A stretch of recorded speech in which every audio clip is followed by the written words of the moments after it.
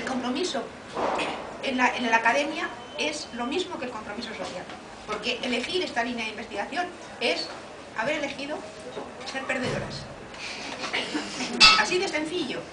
Es decir, es seguramente haber elegido, y Angélica lo sabe muy bien, o sea, seguir seguramente una estela donde es todo mucho más difícil, tienes que justificarte mucho más, eres la rara que trata de las cosas de las mujeres, y no te digo de los animales. Estoy hablando muy claro, pero creo que nos entendemos bastante.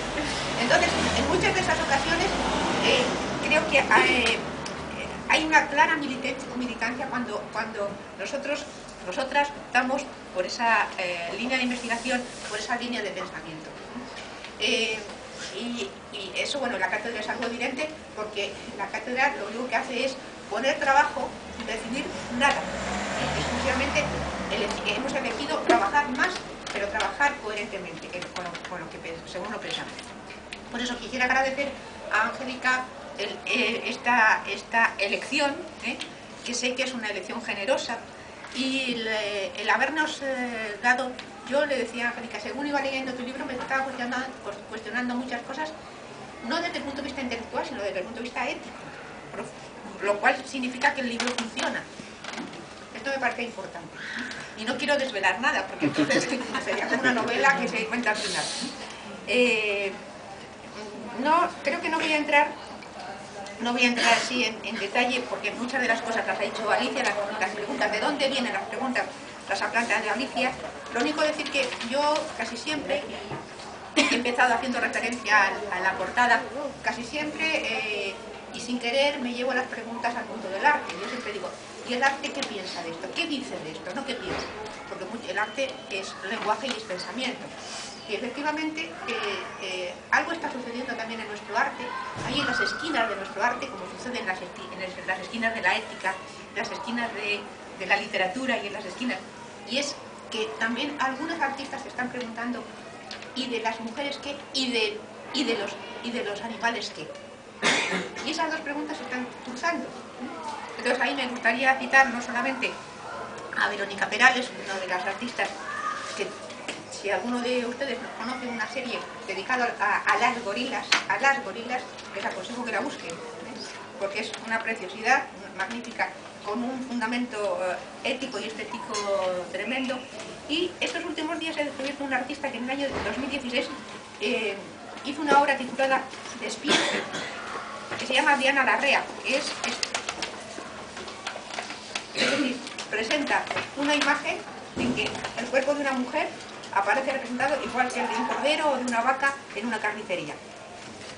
Lo que a veces, tal como aparece en la... Es decir, que hay ya artistas que están planteándose esa relación, coherentemente esas preguntas, y nos están poniendo en evidencia algo que nosotros vemos todos los días en la publicidad, en el mundo de la moda, etcétera, etcétera.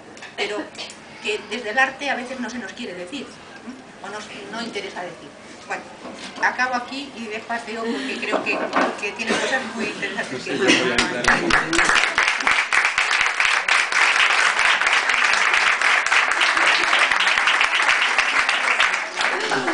Muchas gracias. Bueno, pues nada, ahora paso la palabra a Theo Sanz, que como os había dicho es catedrático de literatura francesa comparada de la Universidad de Burgos y es vicepresidente de la Asociación Internacional de la Critique Literaire. Es autor también de varios libros y de gran cantidad de artículos que han sido publicados en Canadá, en Estados Unidos, en Francia, bueno, Portugal, Grecia, Italia y más.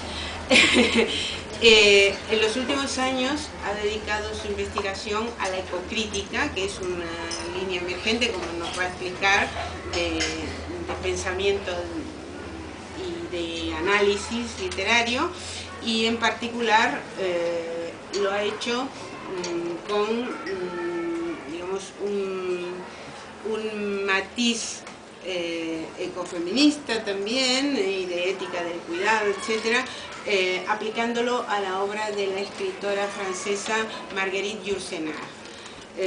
Sobre esta temática, ¿no? Es la participación que has tenido en French Eco-Criticism, que es un libro que acaba de salir en Nueva York, editado por Peter Lang, y en el cual participa justamente con un trabajo sobre el pensamiento ecológico en Marguerite Yourcenar, la conexión, el biocentrismo, ethic of care, etc.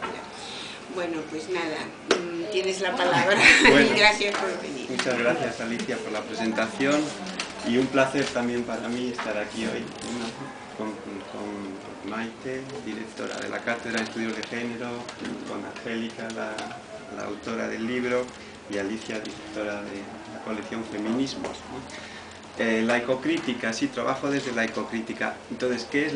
Lo primero quizá que tengo que decir es dos líneas sobre la ecocrítica. ¿Qué es la ecocrítica? La ecocrítica es el estudio de la literatura con enfoque ecológico, ¿no? Desde la ecología se estudian los textos literarios.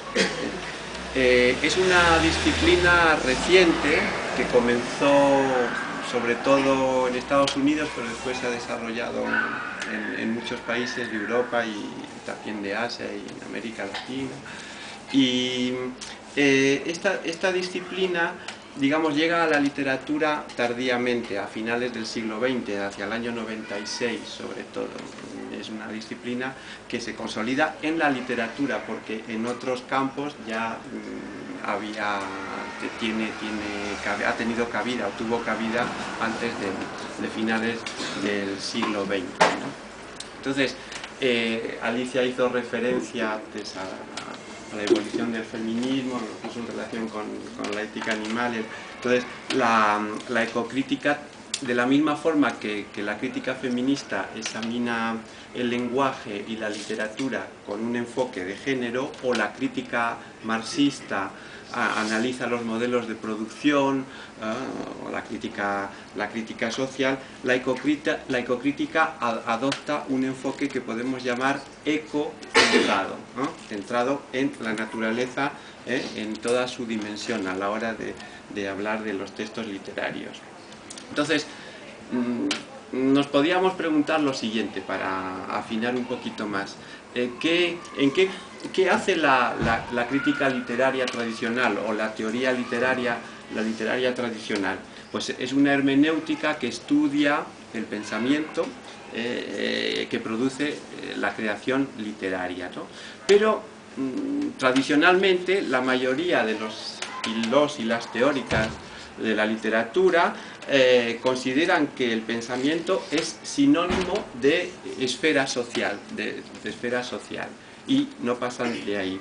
Mientras que la ecocrítica amplía horizontes, como tu libro, que amplía horizontes, tiene una noción más amplia del mundo, porque, como he dicho antes, engloba la ecoesfera.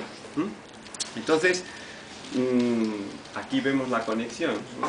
Tu excelente libro, el libro que os recomiendo yo también que leáis, evidentemente, de Angélica, va a contribuir evidentemente a que los estudios, a nosotros los ecocríticos, tengamos todavía una visión más amplia de ese mundo, porque la ecocrítica evidentemente tiene que acudir a la ética animal, al feminismo y al ecofeminismo para analizar textos donde, por ejemplo, encontramos la idea que también está en tu libro de la lógica de la dominación, ¿no? Pues textos nacidos de un imaginario patriarcal que denigra la emoción en favor de la razón, ¿no? Por ejemplo, sería una forma de analizar un texto desde la ecocrítica. Bien, entonces mi gran felicitación por este libro, ¿no? A la autora Angélica y a la editora, a la directora no la editora, más bien la directora de la colección, por este libro innovador. Y yo creo que además hay un compromiso enorme, ya se ha dicho, es un compromiso enorme, ¿no? Angélica demuestra que es una intelectual comprometida, una intelectual en estos tiempos dominados por el nihilismo, la anomia, etcétera, estos tiempos en los que olvidamos a los otros, a los